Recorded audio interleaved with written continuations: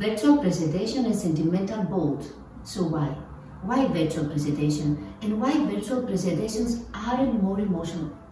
In the corporate world, they may say, Roxani, they are not paying us to feel.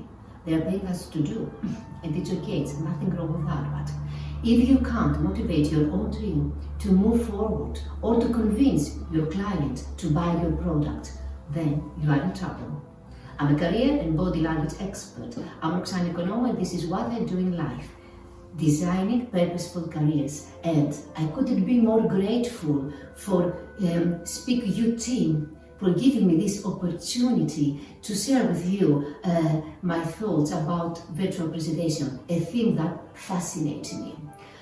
Throughout my talk, we will come across why virtual presentation is the sentiment, and the stories are the sentimental bonding between the audience, the customer, and the speaker. In the between, if you allow me, I will share a glimpse of my personal story, and at the end, I will share with you my 5 elements from my formula: virtual presentation, sentimental, storytelling, blueprint elements. Let's travel virtually. Stress, monotonous, robotic, chaotic, distractions. All these are speakers' fear while transitioning into virtual reality. Although there is one possibility on rare occasions when the viewers can be immediately engaged when there is a sentimental bond with the speaker. At the age 18, my first work, I was as a waitress in a seaside restaurant on an idyllic Greek island. Μαγιά Αθηνά, she owned a taverna, a local restaurant overlooking a pristine stretch of beach, and she made a business proposition. She suggested to me to work with her as a waitress for the summer. All sounded great. The first week was accented with warm nights, and one could only hear loud crickets and indistinct chants while dining under the open skies. I was the waitress, so I had to work till late. I was monotonous, I was robotic, I was a total disaster, full of distractions. My aunt Athena kept on telling me, Roxani, we are serving nostalgia here. Nostalgia is a Greek word, and it means longing. It means having desire for past memories. I couldn't understand that at the time. The only knew that I knew is that I was working in a small traditional taverna, that we were serving food, fresh food, with my aunt's unique recipes. But it was food. It was just 1 week later when my aunt came and told me, Roxani, nostalgia has to do with our guest memories when they are going back to their home to recall us with a sweet smile, with a warm tea, with a tingle in their heart. Virtual presentation, yes, it is technology. Yes, with no doubt, it's not the same as an in-person experience, but virtual presentation is here now. Allow us to connect with more people globally at the same time. Allow us to share attitudes, to inform others, to request for help. Virtual presentation is humans' path to bonding with other people all over the planet. Nostalgia in virtual presentation means create experience with your own audience, with polls, with quizzes, with Q&As, with activities, with interactions, with storytelling. Nostalgia in virtual presentation means connect with your own audience, with their minds, with their eyes, with their heart. Nostalgia in virtual presentation means, as my aunt Athena says, be fresh, be unique, be different, be vulnerable. Be the nostalgia. Virtual presentation is not an option anymore, and the way we do it, it determines, in order not to be the watchers, not to be the whiners, but to be the winners. We all, as professionals, we are trying our best to manage new set of skills, new strategies, new memorable ways, to emerge new ways, different ways, in order to convert, to transform virtual connections into paying customers. But remember, in order to get engagement with your audience, you need storytelling, and storytelling playing a huge role. Have you ever heard a child, when going to bed, to ask to be read a press release? The children, they would love to hear stories. We adults, we are the same. We love stories. And how do I know this? How many people, they are going to movies to enjoy and to watch unrealistic scenarios as Harry Potter?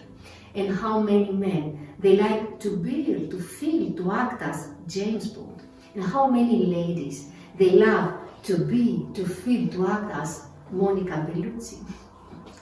Storytelling creates feelings. Feelings create nostalgia. So please, come with me. Let's draw a big circle. Let's take these meaningful words, feelings and nostalgia, and put them in. And let me invite you. We are going to create our own story. But remember, leave out all your grown-up words as stakeholders or working in partnerships. Leave them out of your way. Leave out generalities and jargon. Now we are ready 100% to start our story. My first element is place and hero. Let's travel in business world. Let's meet our hero. Our hero is Spiros. He's a 5 billion CEO businessman, and he got a great denial of turning on his camera while presenting and negotiating virtually.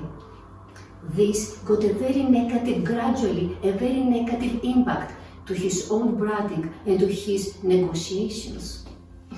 Remember, virtual presentation is not an option anymore. So we have the place, we have the hero. Now we need the goal. The goal is our second element.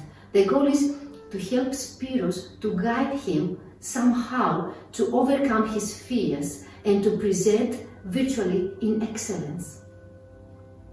So we go to our third element, that is the conflict. The conflict means, let me make it more clear to you, how we are going to transform Spiros, the CEO's fixed mindset, into a growth mindset. This is a great conflict. In order to help our CEO, to help our CEO, our hero, we are going to wear our superheroes uniforms, and we are going to call for our fourth element, that is a Sifu. Sifu in the Western world means master, means coach. So here, fourth element is coach. The coach will help Spiros to identify his strengths, to recognize his weaknesses in order to narrow the gap of the weaknesses. And if he's a good coach, he will help him to dive deeper for self-exploration. We have found also the coach. Our fifth element is moral. Each story, they need a moral. And how this create? It's very easily. During the process, with the bonding of the CEO and our coach, it will be created and it will be increased Spiros' self-awareness, Spiros' emotional intelligence, and Spiros will dive deeper to self-exploration in order to understand and accept himself. As my coach, Venkat Likam says, each time, in each occasion, you need to go to self-investigate your own self. And Spiros, through his coach, learned this. This is a life lesson. Spiros actually he achieved his goal and he presented virtually with excellence. So, let's say goodbye to Spiros and to the Sifu, and let's close our storytelling circle with our heart. As long we communicate with our feelings, we speak our feelings and speak with our heart, as long we do that, as long we visit our audience's culture, visit our audience's feelings, thoughts, needs, questions, as long we do that, we create magic, we create the nostalgia. Humans' storytellings are the sentimental bonds that connects humanity, regardless portraits, regardless identities. I am Roxani Oikonomou, I'm a career and body language expert, and today we talk about virtual presentation and sentimental bold. I would love to thank once again, you Speak team, and especially Arafat Kolasari for this opportunity. And remember Maya Sagelu words. People, they will forget what you said. People will forget what you did, but they will never forget how you make them feel.